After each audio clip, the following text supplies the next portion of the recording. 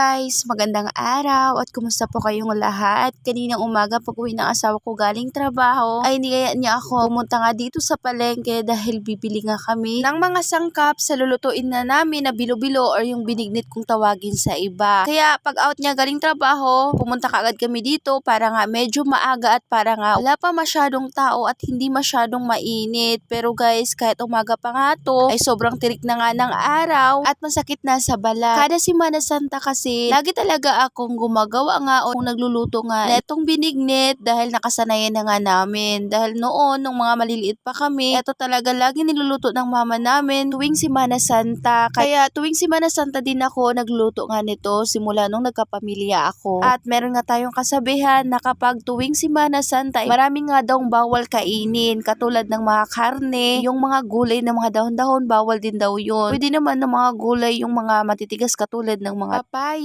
at yung mga ampalaya, yung mga ganong gulay guys, yung mga puso ng saging. Ewan ko ba kung bakit bawal yung mga dahon-dahon din. At ano din, bawal din mag-ihaw. Kasi kapag mag-ihaw ka daw na Biyernes Santo, iitim daw yung mukha mo. Ewan ko ba kung totoo yun, basta yun yung sabi-sabi. Naalala ko lang noon, nung maliit pa kami, tuwing Biyernes Santo or tuwing Semana Santa, lalo na kapag Biyernes Santo, pinagbawalan talaga kami ng mga magulang nga namin lumabas dahil nga daw, marami nga daw lalabas na mga masasamang elemento. Ewan ko ba kung totoo yun. At saka pinagbawalan din kami nila na mag-ihaw dahil nga iitim nga daw yung mukha namin. Anyways, balik tayo dito sa video ko. Ang dami ko nang nasabi sa inyo. Ayan, pagdating nga namin dito sa palengke, sobrang marami na nga yung tao kahit umaga pa. At bumili kaagad kami nitong kamote at ibang-ibang kulay na kamote nga yung binili namin para maganda nga tignan. Tapos bumili na rin kami ng asukal at saka etong nyog. At pinapapiga na nga din namin etong nyog para nga hindi na nga hassle pagdating sa bahay para pagluto na nga lang yung sa amin. Pagkatapos naman namin nabili yung mga kailangan nga namin dito sa lulutuin namin na binignit, ay pumunta naman kami dito nga sa nagbebenta ng mga isda dahil bibili din kami ng mga ulam namin. Hindi naman pwede na binignit lang yung kainin natin dahil yung mga anak ka namin hindi nga sanay na hindi kakain ng kanin. Kaya pagdating nga namin sa bahay, yung una ko namang inasikaso, eto nga pagluluto ng ulam dahil sobrang nagugutom na talaga ako dahil umalis nga kami ng asawa ko papuntang palengke ay nagkape nga lang kami. Kaya ayan, sobrang gutom na nga ako dyan. Kaya niluto ko na muna yung ulam nga namin, pagkatapos kumain na muna kami. At pagkatapos naman namin kumain, inasikaso kagad namin eto nga lulutuin nga namin na binignit. Kasi kung mamaya pa nga namin tulutuin, sobrang init na nga dito sa labas. Alam nyo naman na dito nga lang kami sa labas nga nagluluto. At tapos yung sikat nga ng araw aabot pa nga siya dito sa lutuan ko. Kaya tignan nyo naman